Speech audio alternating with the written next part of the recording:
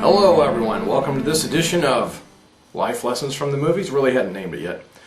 This is the most radical man ever coming at you with a life lesson and movie review from Les Miserables, or Les Miserables. Anyway, I know it's like a decade later, but I didn't want to see this film because I thought it was a chick flick. The whole thing is about how he falls in love with a hooker or something, So I just wasn't into it.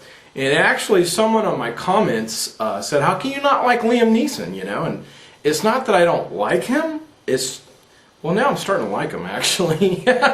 I'm catching up on some of his movies. But there for the longest time, I just couldn't get around his character. I couldn't get... You know how, like, you hate somebody in life and then you meet somebody new, but some of their personality traits remind you of the person you hate? Well, I had kind of one of those things going on with him. And it has nothing to do with his acting ability or anything. It has nothing to do with him. It's my hang-up. And now I'm starting to like him. Now, this film, it takes place in France around the late 1700s or early 1800s. And it's a remake of the story written by Victor Hugo, who strangely enough died in 1895, but has over 140 credits in his IMDb, or his International Movie Database. Now, he's dead before motion pictures were pretty much invented. That's pretty amazing.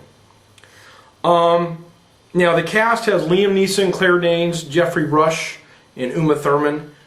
All of these actors did an excellent job.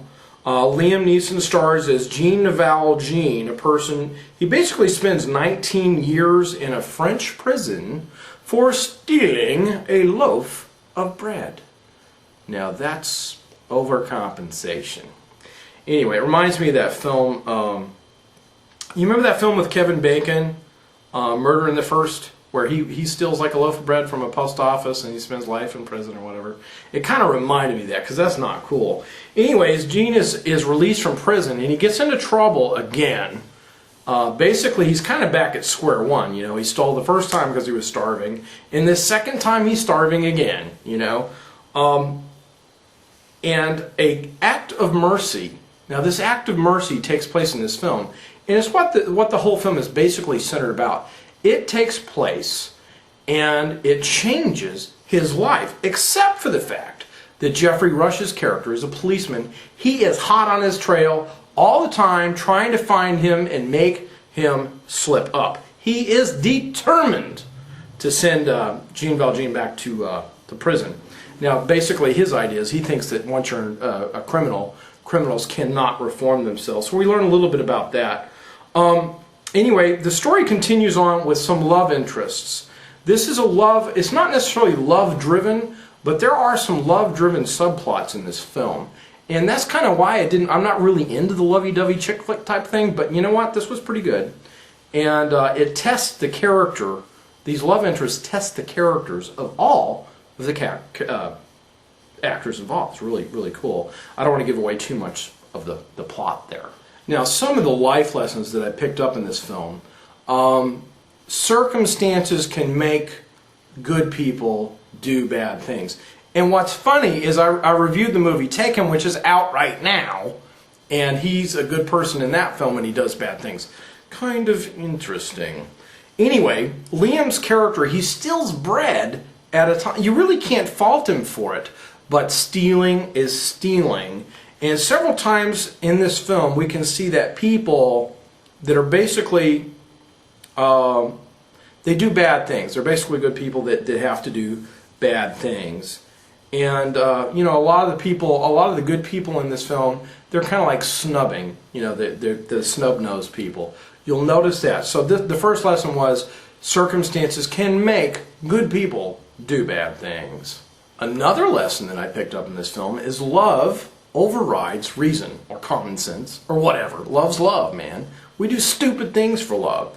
And in this film, it shows you a few instances of love actually overriding common sense. You'll have to see that. But is that all bad? I mean, when we do stupid things because we're in love, is that all bad? I mean, you have experiences. Mistakes make up a large part of our life. So I wouldn't say that that's all bad. But one of the lessons you pick up in this film is love does throw common sense pretty much out the window. Another life lesson that's easily picked up in this film is the letter kills, but the spirit gives life. That's actually a scripture somewhere in the Bible. Now, this ambitious police officer in this film, Geoffrey Rush's character, he is so hell-bent on the letter of the law that he's totally blind to real justice or the spirit behind the law. He is so incensed that other people don't agree with his views. I've noticed that a couple of times in the film. Geoffrey Rush he does a great job in this film.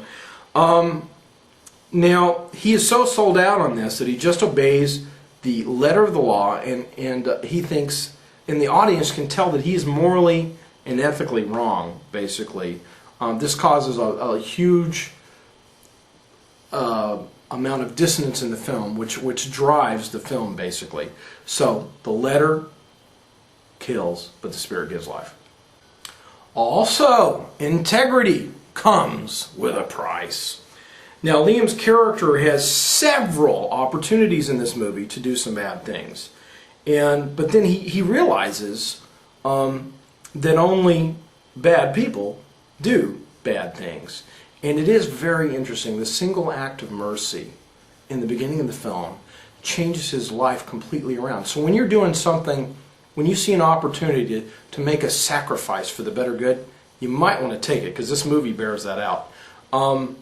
Anyway, it's great. This act of mercy changes his life, and he holds on to that integrity that he had deep down inside after that. So integrity does come with a price. Now, as far as the rating, it was a very plot-driven film, mainly using love and integrity as its main thrust, both of which get us into trouble. Anyway, there's no graphic sex scenes. There's a few fight scenes, nothing major. I like this film because its overall examination of the human heart and the ethics behind the man-made law, which is opinions. You know, man-made law is basically opinions. So I'm going to go ahead and give it an A-. I would give it higher, but then it would be pushing some of my all-time favorite films a little, there's got to be a little distance there. So I'm going to give it an A-. Anyway, till we meet again, dig deeper, go higher.